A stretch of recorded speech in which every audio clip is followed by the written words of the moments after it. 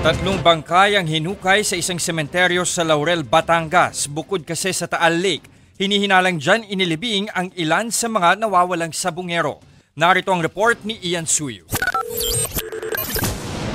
Sa pampublikong sementeryong ito sa Laurel, Batangas, 5 oras naghukay para mahanap ang tatlong bangkay. Susuriin kung sila ba ay kabilang sa mga nawawalang sabungero. Iniutos ng Department of Justice ang paghukay. Basta ngayon, we're reviewing the other people who were found that were buried. Pinalilibing ng pulisya pag wala nag-claim sa funeraria. So pinapa-exhume natin ngayon.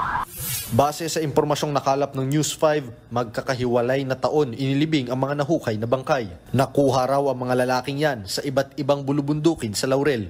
Ayon naman sa sepulturero ng naturang sementeryo, nire-reply sa akin na kayo mag-ready maghukay.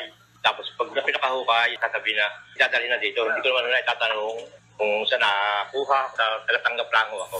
Susubukan pa nating kunan ng pahayag ang Batangas Police para sa karagdagang detalye. Kanina, kinukumpleto na ng mga otoridad ang pagsuyod sa first quadrant ng Taal Lake. Nakatulong daw sa pagpapabilis ng scanning sa lakebed ay yung Remote Operated Vehicle o ROV na 2 araw ng gamit ng diving team. Pero puro burak at basura ang nakukuha nila. Wala pang kahit anong substantial o may kinalaman sa kaso ng mga nawawalang sabungero. Bukas nakatakda namang suyurin ang second quadrant. Nakapulong na rin ni Secretary Remulla ang ilang kinatawan ng Japanese Embassy.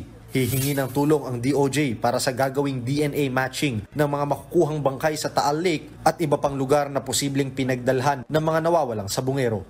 Although we have a very competent crime lab in a police crime lab and an NBI crime lab capable of looking at DNA, we're looking at the best possible persons who can help us also.